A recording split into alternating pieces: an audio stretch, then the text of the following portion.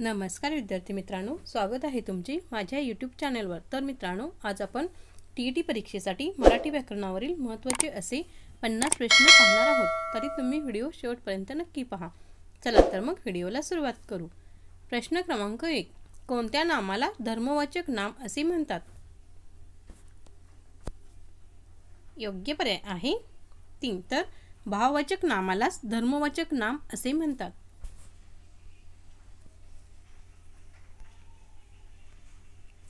प्रश्न क्रमांक 2, विभक्तीचे मुख्य कारकार्थ किती आहेत?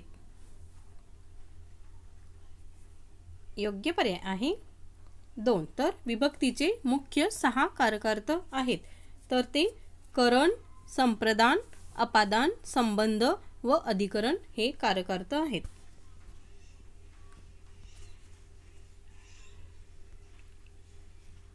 प्रश्न क्रमांक 3, आई मुलाला चालवते। चालवते या क्रियापदाचा प्रकार सांगा। योग्य पर्याय आहे 3, प्रयोजक क्रियापद।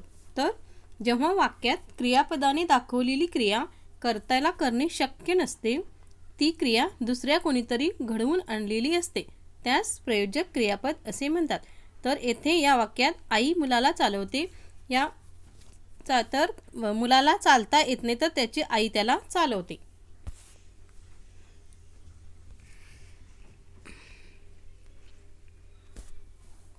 प्रश्न क्रमांक 4, देह देवाचे मंदिर, आत आत्मा परमेश्वर, अलंकार ओळखा। योग्य पर्याय आहे 2, रूपक अलंकार। तर जेव्हा उपमेय व उपमान हे भिन्न नसून ते एकच आहेत असे वर्णन केले जाते, तेव्हा ते रूपक अलंकार होतो।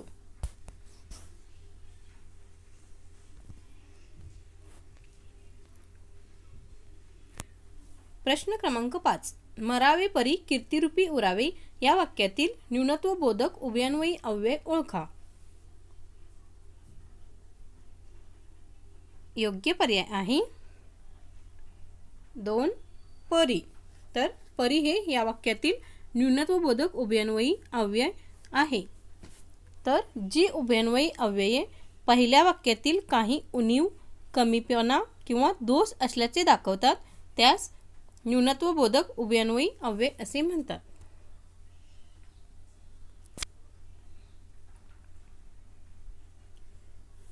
प्रश्न क्रमांक 6, आमचे वडील म्हणजे जमदग्नी होय। जमदग्नी या शब्दाची जात ओळखा। योग्य पर्याय आहे 1, सामान्य नाम। तर ज्या वाक्यामध्ये एखाद्या नावाला उपमा दिली जाते, त्या उपमावाचक शब्दाला सामान्य नाम असे म्हणतात।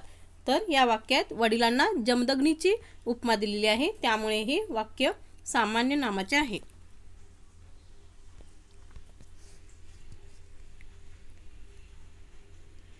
प्रश्न क्रमांक 7, सदा सर्वदा योग तुझा घडावा या वाक्यातील क्रियाविशेषण अव्यय ओळखा। योग्य पर्याय आहे 2, सदा सर्वदा हे या वाक्यातील क्रियाविशेषण अव्यय आहे।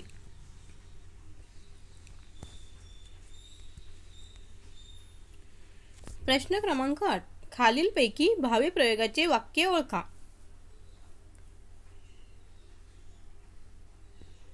योग्य पर्याय आहे 1, तर रामने रावणास मारले हे भावे प्रयोगाचे वाक्य आहे।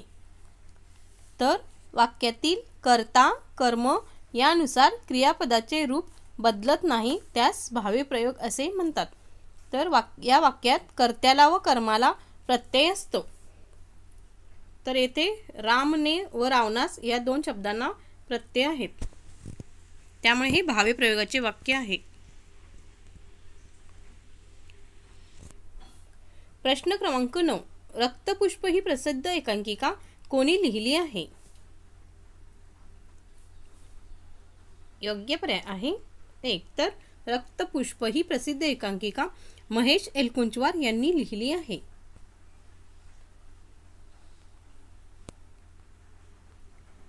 प्रश्न क्रमांक 10, रुकार या शब्दाचा योग्य विरुद्धार्थी शब्द ओळखा. योग्य पर्याय आहे 1. तर रुकार या शब्दाचा योग्य विरुद्धार्थी शब्द आहे नकार.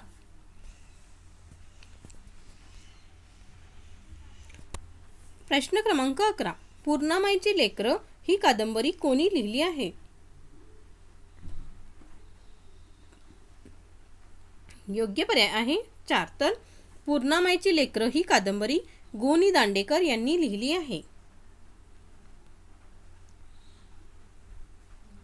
प्रश्न क्रमांक 12.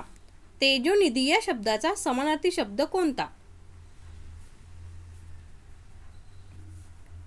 योग्य पर्याय आहे 1. तर दिनमणी हा तेजोनिधी या शब्दाचा समानार्थी शब्द आहे. प्रश्न क्रमांक 13.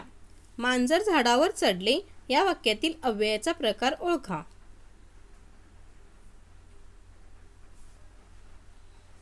योग्य पर्याय आहे 4.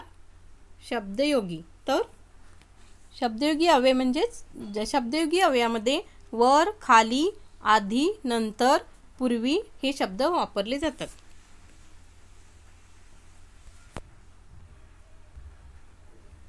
प्रश्न क्रमांक 14. विद्यार्थ्यांनी प्रार्थना म्हणावी या वाक्याचा प्रकार ओळखा.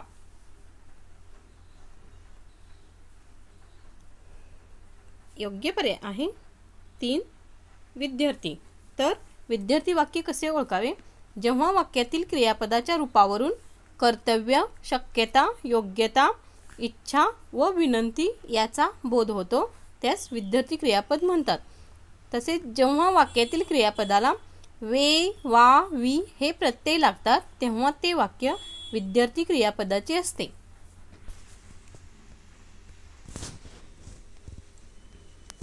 प्रश्न क्रमांक 15.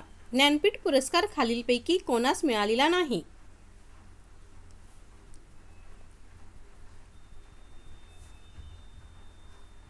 योग्य पर्याय आहे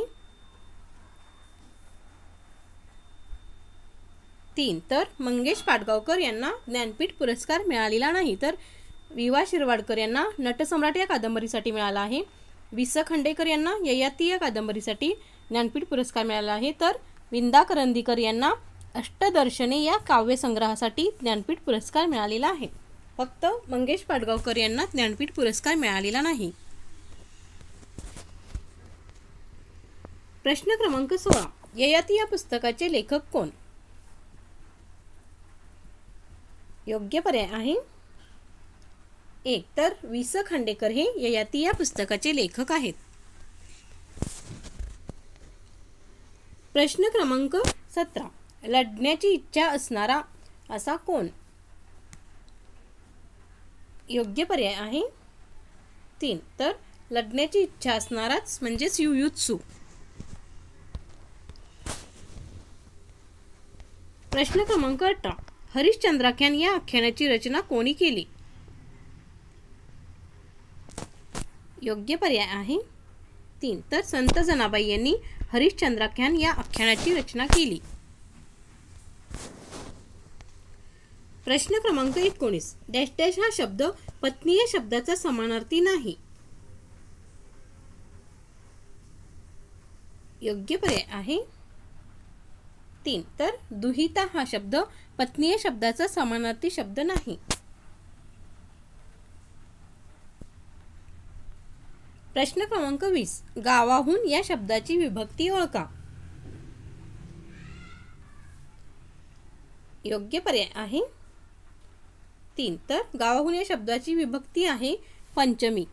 तर पंचमी विभक्तीला ऊन ऊन हे प्रत्यय आहेत व त्याचा कारकार्थ हा अपादान आहे.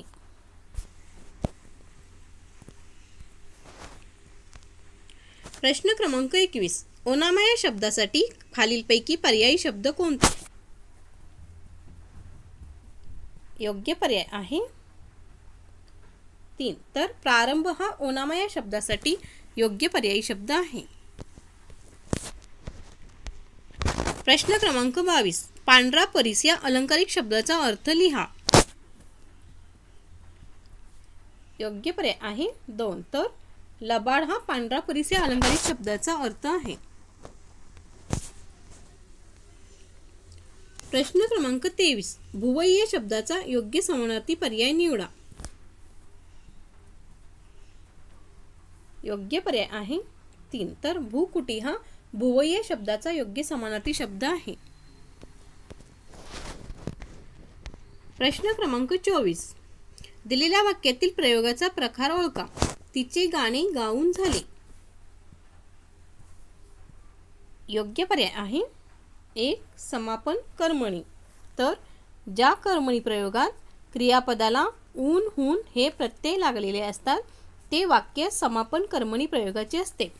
तर येथे या वाक्यात गाऊन हा हे प्रत्यय लागलेला आहे, त्यामुळे हे वाक्य समापन कर्मणी प्रयोगाचे आहे. प्रश्न क्रमांक 25. दिलेल्या शब्दाचा ध्वन्यार्थ ओळखा. थोड. योग्य पर्याय आहे 2. किनारा. तर किनारा हा थोड या शब्दाचा योग्य ध्वन्यार्थ आहे. प्रश्न क्रमांक 26. आम्ही दररोज व्यायाम करीत असू. काळ ओळखा. योग्य पर्याय आहे 2. रीती भूतकाळ.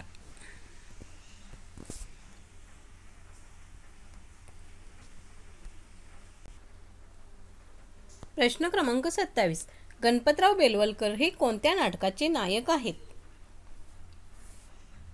योग्य पर्याय आहे 1. तर गणपतराव बेलवलकर हे नटसम्राट या नाटकाचे नायक आहेत.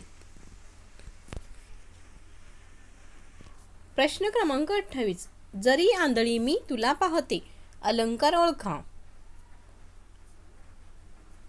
योग्य पर्याय आहे 1. विरोधाभास अलंकार. तर एखाद्या विधानात वरकरणी विरोध दिसतो पण वास्तविक तसा विरोध नसतो, अशा वेळी विरोधाभास अलंकार होतो.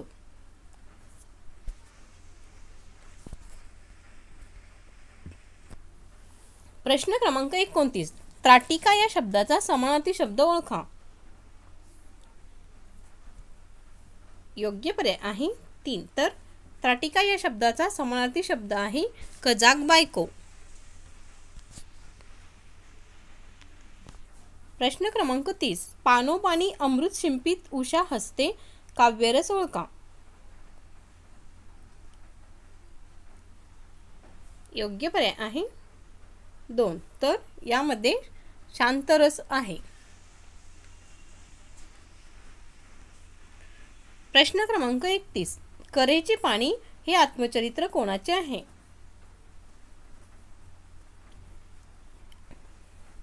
योग्य पर्याय आहे 4. तर करेचे पाणी हे आत्मचरित्र प्र के अत्रे यांचे आहे.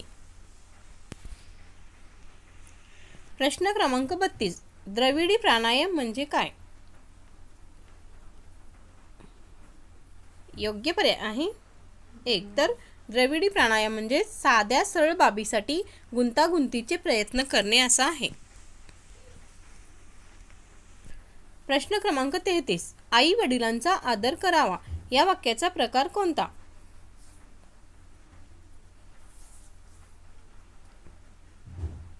योग्य पर्याय आहे 1. तर हे वाक्य विद्यार्थी आहे. तर या वाक्यामध्ये करावाला वा हा प्रत्यय लागला आहे, त्यामुळे हे विद्यार्थी वाक्य आहे. प्रश्न क्रमांक 34. कुंतल या शब्दात समानार्थी शब्द निवडा. योग्य पर्याय आहे 2. तर कुंतल म्हणजेच केस.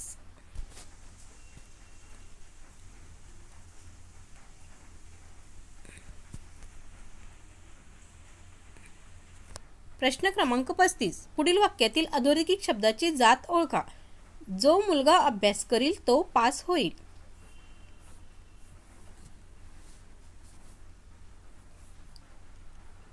योग्य पर्याय आहे 2. संबंधी सर्वनाम. तर संबंधी सर्वनामाच्या वाक्यामध्ये जो, जी, जे, ज्या ही सर्व संबंधी सर्वनामे येतात.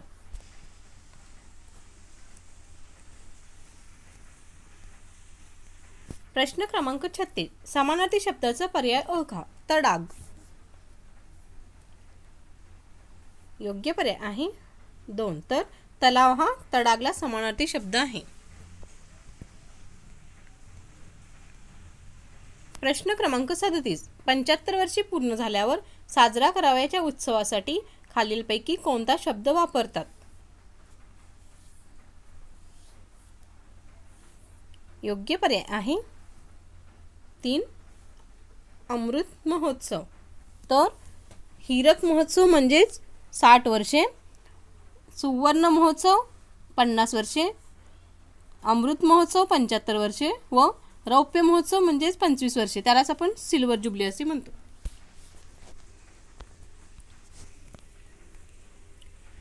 प्रश्न क्रमांक 38. अभियोग या शब्दाचा पर्यायी शब्द कोणता? योग्य पर्याय आहे 2. तर आरोप हा अभियोग या शब्दाचा पर्यायी शब्द आहे. प्रश्न क्रमांक 39. शरयू आस्तिक आहे या वाक्याचे केलेले नकारार्थी वाक्य कोणते? योग्य पर्याय आहे 3. तर शरयू आस्तिक आहे या वाक्याचे नकारार्थी वाक्य आहे शरयू नास्तिक नाही.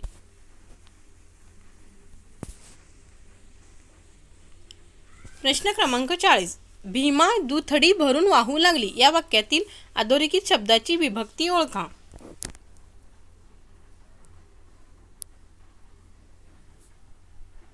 योग्य पर्याय आहे 4. प्रथमा. तर प्रथमा विभक्तीला कोणताही प्रत्यय नसतो.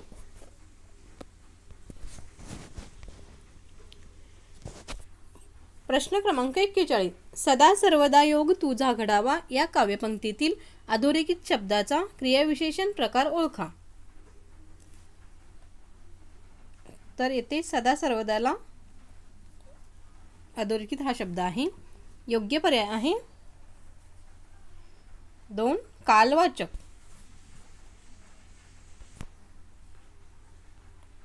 प्रश्न क्रमांक 42. बादरायण संबंध असणे या वाक्यप्रचाराचा अर्थ काय होतो?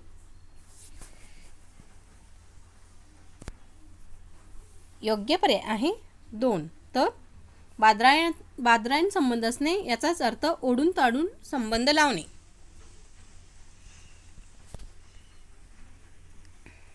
प्रश्न क्रमांक 43. येता क्षण वियोगाचा पाणी नेत्रामध्ये दिसे, डोळ्यात काय गेले हे म्हणून नैना पुसे या काव्यपंक्तीतील अलंकार कोणता? 1. तर 1. व्याजोक्ती अलंकार. तर एखाद्या गोष्टीचे खरे कारण लपवून दुसरेच कारण देण्याचा प्रयत्न केला जातो तेव्हा व्याजोक्ती अलंकार होतो. तर या वाक्यात वियोगामुळे डोळ्यात पाणी आलेले आहे हे लपवून डोळ्यात काहीतरी गेले आहे त्यामुळे डोळ्यात पाणी आले आहे कारण दिले गेले आहे, त्यामुळे हे व्याजोक्ती अलंकाराचे उदाहरण आहे.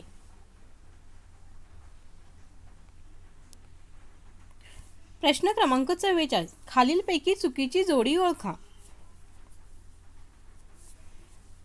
योग्य पर्याय आहे 1. तर उचल्या हे पुस्तक लक्ष्मण माने यांनी न लिहिता लक्ष्मण गायकवाड यांनी लिहिले आहे, त्यामुळे ही चुकीची जोडी आहे.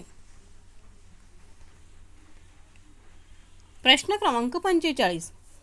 अरण्य रुदन या शब्दाचा अर्थ सांगा.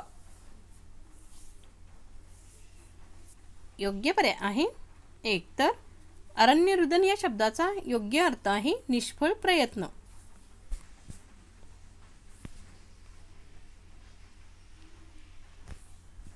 प्रश्न क्रमांक 46. लंबोदर व पीतांबर ही खालीलपैकी कोणत्या समासाची उदाहरणे आहेत?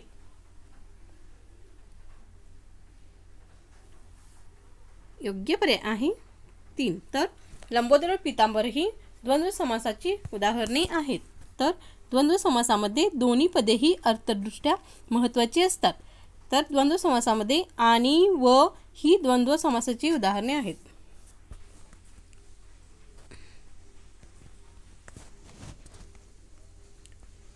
प्रश्न क्रमांक 47. भरत म्हणून एक राजा होऊन गेला या वाक्यातील अधोरेखित शब्दाचा प्रकार कोणता?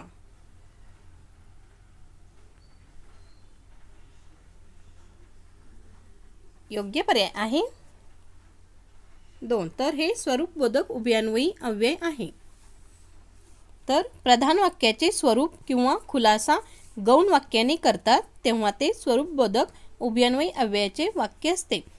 उदाहरणार्थ म्हणून, म्हणजे, जे, की ही उभयान्वयी अव्यय आहे स्वरूपबोधक.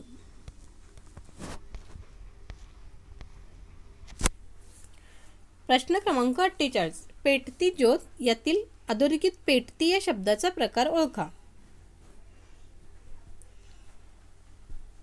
योग्य पर्याय आहे 3. धातू साधित विशेषण.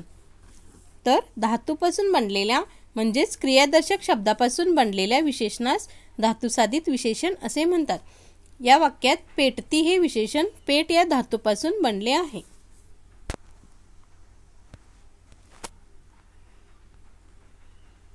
प्रश्न क्रमांक 49. पुढील वाक्यातील अलंकार ओळखा. परवाचा भूकंप म्हणजे जणू सृष्टीचे तांडवच. योग्य पर्याय आहे 1. उत्प्रेक्षा अलंकार. तर उपमेय हे जणू उपमानच आहे असे ज्यावेळी वर्णन केले जाते त्यावेळी उत्प्रेक्षा अलंकार होतो. ज्या वाक्यात जणू, जणू काय, गमे, वाटे, भासे असे शब्द येतात तेव्हा ते वाक्य उत्प्रेक्षा अलंकाराचे असते. तर या वाक्यात जणू हे आलेले आहे त्यामुळे हे उत्प्रेक्षा अलंकाराचे वाक्य आहे. शेवटचा प्रश्न. प्रश्न क्रमांक 50. बाजारहाट या शब्दातील योग्य समास ओळखा. योग्य पर्याय आहे 2. समाहार द्वंद्व. तर ज्या सामासिक शब्दांचा विग्रह करताना त्यातील पदाच्या अर्थाशिवाय त्याच पद्धतीचे दुसरे शब्द वापरले जातात त्यास समाहार द्वंद्व समास असे म्हणतात. तर मित्रांनो, असेच नवनवीन व्हिडिओ पाहण्यासाठी माझ्या चॅनेलला नक्कीच सबस्क्राईब करा व बेल आयकॉनलाही प्रेस करायला विसरू नका म्हणजे तुम्हाला माझ्या नवनवीन व्हिडिओचे नोटिफिकेशन मिळत जाईल. धन्यवाद.